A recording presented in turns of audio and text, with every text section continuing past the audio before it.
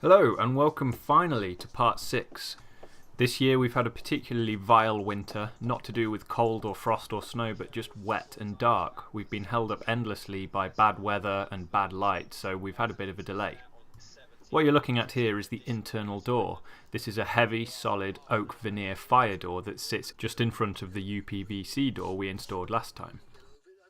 An easy way to think of it is that the UPVC outside door is the door for the outside stud, and this fire door is the door to the inside stud. We retain that air cavity between the two.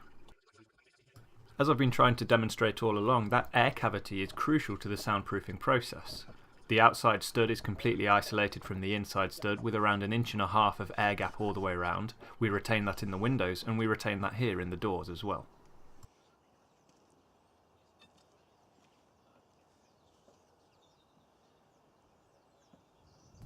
Finally, we got a day when the sun came out, so we got back to work outside, finishing off the fascias, soffits and roofing.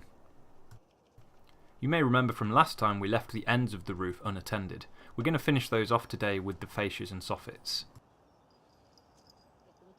While we've got some light, let's recap what was going on inside. We've got all the insulation in and we're just ready to stick the plasterboard up.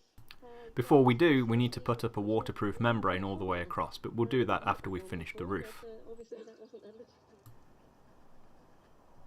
Where the boards meet the roof, we've added a drip edge. This will eventually drip into the guttering over the fascias. Here you can see my dad just putting the finishing touches to one of the corner pieces.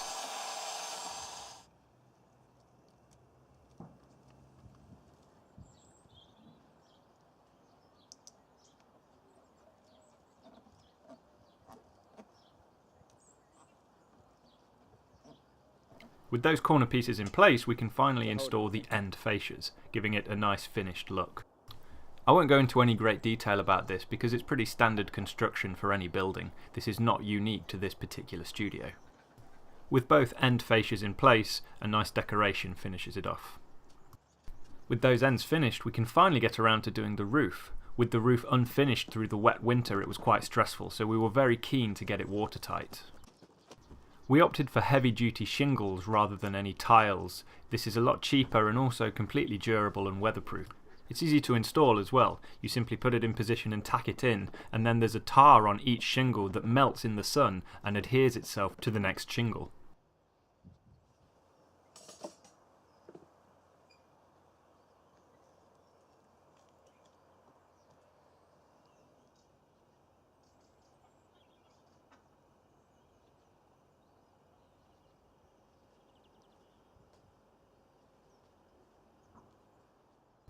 We could have gone for the more expensive slate or tile options, but you don't really get any benefit for the cost for the extra money you spend.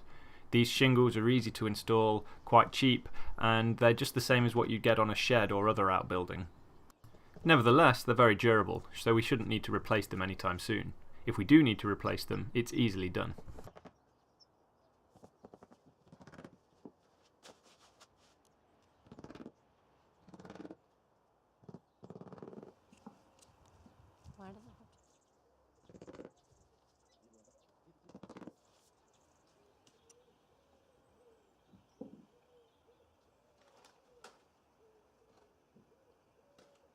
With the roof finally finished, we can return our attention indoors. As I said earlier, before we installed the plasterboard, we need to put in a damp-proof membrane. As with any building, the less ventilation there is, the more chance there is for damp to get in, so this membrane just keeps any damp that does manage to get through off the plasterboards. The membrane is simply stapled to the studs all the way around the room. The joins are taped up and then we can finally install the plasterboard. For the extra density and mass, we opted for the slightly thicker 15mm plasterboard. We'll have 2 layers of this all the way around.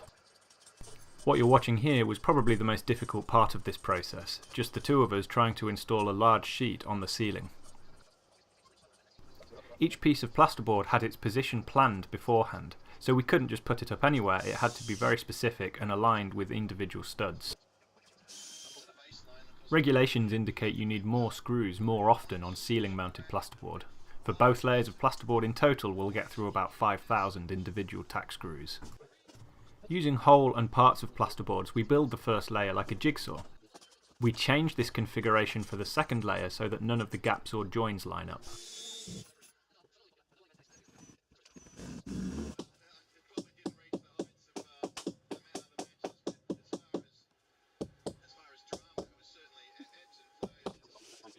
For each layer of plasterboard we do the ceiling first and then the walls.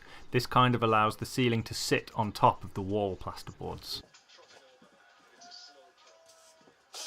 The cutouts for the fan placements are done by probably one of the coolest tools ever.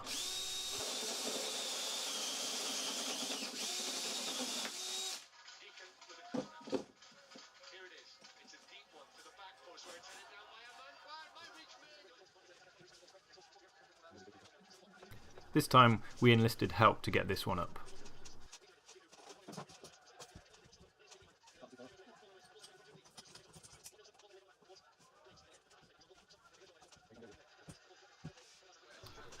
When the first layer of plasterboard is up, we go around sealing all the joints. We will leave a cutout around the window, which we'll look at shortly.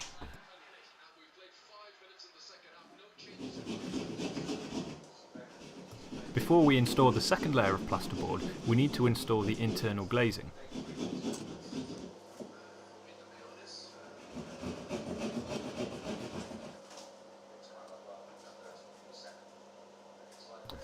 The internal secondary window arrives essentially as a flat pack. It's a heavy aluminium frame which we assemble ourselves and then simply slot the glass in position. The frame will attach directly to the stud itself and then overlaps the first layer of plasterboard.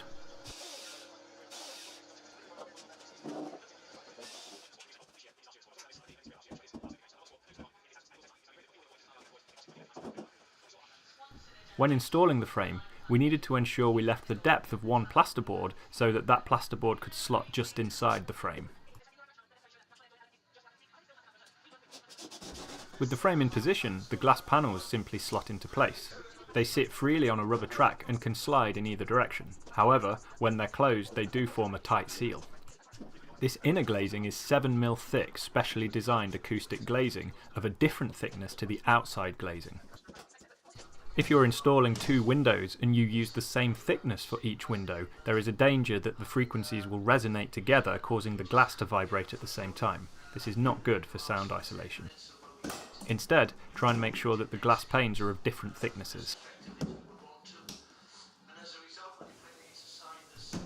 Here you can see where the second layer of plasterboard will slot inside the frame of the internal window.